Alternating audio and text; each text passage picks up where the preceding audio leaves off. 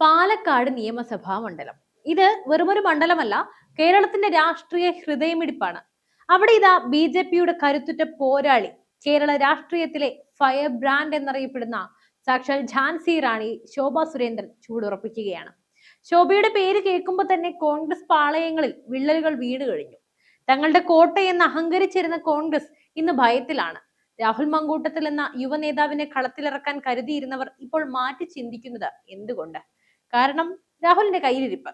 അഴിമതിയുടെയും കേസുകളുടെയും നിഴലിലായ ഒരു സ്ഥാനാർത്ഥിയെ വെച്ച് ശോഭയെ നേരിടാൻ കഴിയില്ലെന്ന തിരിച്ചറിവാണോ കോൺഗ്രസിനെ കുഴപ്പിക്കുന്നത്? പകരം അവർ തേടുന്നത് ഒരു സിനിമാ താരത്തെയാണ്, രമേശ് പിഷാരടിയെ. രമേശ് പിഷാരടിയെ ഇറക്കി വോട്ട് പിടിക്കാമെന്നത് കോൺഗ്രസിന്റെ രാഷ്ട്രീയ പാപ്പരത്തമാണ്.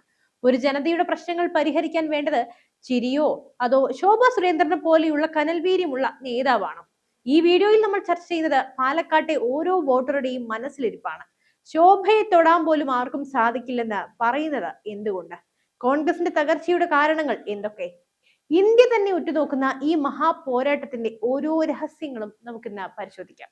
ശോഭാ സുരേന്ദ്രൻ എന്ന പേര് കേൾക്കുമ്പോൾ തന്നെ വിറയ്ക്കുന്നത് രാഷ്ട്രീയ എതിരാളികൾ മാത്രമല്ല, അഴിമതിക്കാരായ ഭരണാധികാരികൾ കൂടിയാണ്.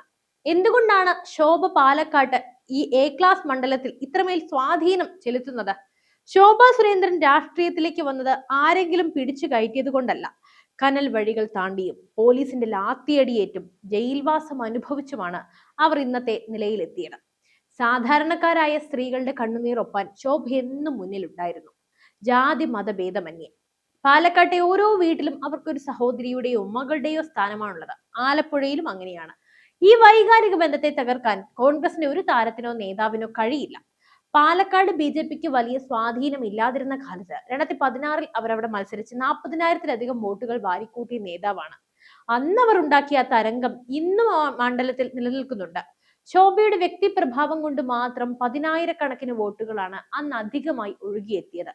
ഇന്നത്തെ സാഹചര്യം നോക്കിയാൽ ശോഭയുടെ വരവ് ബി.ജെ.പിയുടെ വോട്ട് വിഹിതം 50% മുകളിൽ എത്തിക്കുമെന്നതിൽ സംശയമില്ല. സംസ്ഥാന സർക്കാരിന്റെയും UDFന്റെയും അഴിമതികൾക്കെതിരെ ഇത്രത്തോളം ആഞ്ഞടിച്ച മറ്റൊരു നേതാവും കേരളത്തിലില്ല. സ്വർണ്ണക്കടത്ത് മുതൽ ലൈഫ് മിഷൻ അഴിമതി വരെ ഓരോ വിഷയത്തിലും ശോഭയുടെ ശബ്ദം നിയമസഭയ്ക്ക് പുറത്ത് മുഴങ്ങിക്കേട്ടുകൊണ്ടിരുന്നു. ആ ശബ്ദം ഇനി നിയമസഭയ്ക്കുള്ളിൽ കേൾക്കണമെന്നാണ് പാലക്കാട്ടെ ജനങ്ങൾ ആഗ്രഹിക്കുന്നത്. എതിരാളികൾ പല തന്ത്രങ്ങളും പയറ്റുന്നുണ്ട്, അപവാദ പ്രചാരണങ്ങൾ നടത്തുന്നുണ്ട്. എന്നാൽ ഒരു സിംഹത്തെ കാട്ടുപൂച്ചകൾക്ക് പൂട്ടാൻ കഴിയുമോ? ശോഭാ സുരേന്ദ്രൻ എന്ന രാഷ്ട്രീയ സിംഹത്തിന് മുന്നിൽ കോൺഗ്രസിന്റെ തന്ത്രങ്ങൾ വെറും കളിപ്പാട്ടങ്ങൾ മാത്രമാണ്. അവരുടെ വാക്ചാതുരിയും ജനങ്ങളെ കയ്യിലെടുക്കാനുള്ള കഴിവും രാഷ്ട്രീയമായ പക്വതയും അവരെ എന്നും ഒന്നാമതാക്കുകയാണ്. പാലക്കാട് ഒരു കോൺഗ്രസ് കോട്ടയാണെന്ന അഹങ്കാരത്തിനേറ്റ തിരിച്ചടിയാണ് ഇത്തവണത്തെ സ്ഥാനാർത്ഥി നിർണയം. എന്താണ് കോൺഗ്രസിനകത്ത് സംഭവിക്കുന്നത്? യൂത്ത് കോൺഗ്രസ് അധ്യക്ഷൻ എന്ന ലേബലിൽ വന്ന് പാലക്കാട് പിടിക്കാമെന്ന് കരുതിയ രാഹുലിന് ഇപ്പോൾ സ്വന്തം പാർട്ടിയിൽ പോലും പിന്തുണയോ സ്ഥാനമോ ഇല്ല. അദ്ദേഹത്തിനെതിരെ ഉയർന്ന അഴിമതി ആരോപണങ്ങളും കേസുകളും കോൺഗ്രസിനെ പ്രതിരോധത്തിലാക്കി. ഒരു ക്രിമിനൽ പശ്ചാത്തലമുള്ള അല്ലെങ്കിൽ വിവാദങ്ങളിൽപ്പെട്ട ഒരാളെ പാലക്കാട്ടെ പ്രബുദ്ധരായ വോട്ടർമാർ അംഗീകരിക്കില്ല എന്ന് കോൺഗ്രസ് വൈകിയാണെങ്കിലും മനസ്സിലാക്കി. രാഷ്ട്രീയം എന്നത് ഗൗരവമുള്ള ഒന്നാണ്. ജനങ്ങളുടെ പ്രശ്നങ്ങൾ ചർച്ച ചെയ്യേണ്ട ഇടമാണ് നിയമസഭ. അവിടെ തമാശ പറയാൻ ആളെ വിടുന്നത് പാലക്കാട്ടെ ജനങ്ങളെ പരിഹസിക്കുന്നതിന് തുല്യമാണല്ലോ.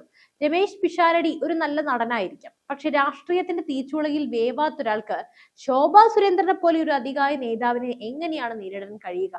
കോൺഗ്രസിന് രാഷ്ട്രീയമായി നേരിടാൻ കഴിയില്ല എന്ന് ബോധ്യപ്പെട്ടത് കൊണ്ടാണ് അവർ ഇത്തരം ഷോ ബിസിനസ്സിലേക്ക് കടക്കുന്നത്. DCC അധ്യക്ഷൻ തങ്കപ്പൻ മുതൽ മുതിർന്ന നേതാക്കൾ വരെ അസംതൃപ്തരാണ്. പുറത്തു നിന്നുള്ള ഒരാളെ കെട്ടിയിറക്കുന്നതിനെതിരെ പ്രാദേശിക കോൺഗ്രസ് പ്രവർത്തകർക്കിടയിൽ വലിയ പ്രതിഷേധവുമുണ്ട്. ഞങ്ങളുടെ വിയർപ്പൊഴുക്കി ഒരാളെ ജയിപ്പിച്ചിട്ട് അയാൾ വടകരയിലേക്ക് പോയി, ഇനി ഞങ്ങൾക്ക് സ്വന്തം നാട്ടിലെ നേതാവിന് മതി എന്നതാണ് അണികളുടെ നിലപാട്. ഈ ഉൾപോര് ശോഭാ സുരേന്ദ്രന് വിജയം സുഗമമാക്കും. പാലക്കാട് ബി.ജെ.പിക്ക് കേവലം വോട്ട് മാത്രമുള്ള മണ്ഡലമല്ല, അവിടെ ബി.ജെ.പി ഭരിക്കുകയാണ്. പാലക്കാട് നഗരസഭയിൽ ബി.ജെ.പി കാഴ്ചവെക്കുന്ന വികസന മാതൃകകൾ കേരളത്തിന് തന്നെ മാതൃകയാണ്. കേന്ദ്ര സർക്കാരിന്റെ ഓരോ പദ്ധതികളും അർഹരായവരിലേക്ക് എത്തിക്കാൻ ബി.ജെ.പി ഭരണസമിതിക്ക് കഴിഞ്ഞിട്ടുണ്ട്. കോൺഗ്രസ് MLA ഭരിച്ചിരുന്ന കാലത്ത് പാലക്കാട് നേരിട്ട അവഗണനകൾക്ക് ബി.ജെ.പി നഗരസഭയിലൂടെ മറുപടി നൽകി. കുടിവെള്ള പ്രശ്നം മുതൽ മാലിന്യ സംസ്കരണം വരെ കൃത്യമായി നടപ്പിലാക്കി. ഒരു MLA കൂടി ബി.ജെ.പിയിൽ നിന്നുണ്ടായാൽ പാലക്കാട് ഇന്ത്യയിലെ തന്നെ മികച്ച നഗരമായി മാറുമെന്ന് ജനങ്ങൾക്കും ആഗ്രഹവുമുണ്ട്, അവർക്കറിയുകയും ചെയ്യാം. നരേന്ദ്രമോദി സർക്കാരിന്റെ വികസന തന്ത്രങ്ങൾ കേരളത്തിൽ നടപ്പിലാക്കാൻ ശോഭാ സുരേന്ദ്രനെ പോലെ ഒരു നേതാവ് അനിവാര്യമാണ്. ദേശീയ തലത്തിൽ BJPയും കോൺഗ്രസും തമ്മിലുള്ള പോരാട്ടം ഇന്ന് പാലക്കാടേക്ക് ചുരുങ്ങിയിരിക്കുന്നു. ഇന്ത്യ മുഴുവൻ ഈ ഉപതെരഞ്ഞെടുപ്പിനെ നോക്കുന്നത് എന്തുകൊണ്ടാണ്? കർണാടകയ്ക്ക് പിന്നാലെ കേരളത്തിലും BJP ശക്തി ആർജിക്കുന്നത് പാലക്കാടിലൂടെയാണ്. പിന്നെ തിരുവനന്തപുരവും തൃശൂരും. നരേന്ദ്രമോദിയുടെ വികസന രാഷ്ട്രീയത്തിന് കേരളം നൽകുന്ന അംഗീകാരമായിരിക്കും ശോഭാ സുരേന്ദ്രന്റെ വിജയം. ഹൈന്ദവ വിശ്വാസങ്ങളെയും ആചാരങ്ങളെയും സംരക്ഷിക്കാൻ ശോഭ നടത്തിയ പോരാട്ടങ്ങൾ വോട്ടർമാരുടെ മനസ്സിലുണ്ട്. ശബരിമല വിഷയം മുതൽ പാലക്കാട്ടെ ക്ഷേത്രങ്ങളുടെ സംരക്ഷണം വരെ ശോഭയുടെ നിലപാടുകൾക്ക് വലിയ പിന്തുണയാണ്. ഇത്തവണ പാലക്കാട് ചുരം വഴി വരുന്നത് വിജയത്തിന്റെ വാർത്തയാണ്. കോൺഗ്രസ് എറിഞ്ഞുകൊടുക്കുന്ന ഏത് പരീക്ഷണ വസ്തുവിനെയും തകർത്തെറിയാൻ ശോഭ തയ്യാറുമാണ്. ശോഭയൊന്ന് തൊടാൻ പോലും കോൺഗ്രസിന് സാധിക്കില്ലെന്ന് പാലക്കാട്ടെ ജനങ്ങൾ ആവർത്തിച്ച് പറയുന്നത് അവരുടെ പിന്നിലെ ജനകീയ കരുത്ത് കണ്ടിട്ട് തന്നെയാണ്. പിഷാരടിയുടെ നർമ്മങ്ങളോ രാഹുലിന്റെ ആക്രോശങ്ങളോ പാലക്കാട്ടെ വോട്ടർമാരെ സ്വാധീനിക്കില്ല. ഷാഫിയെ അവർ പറച്ചെറിഞ്ഞു.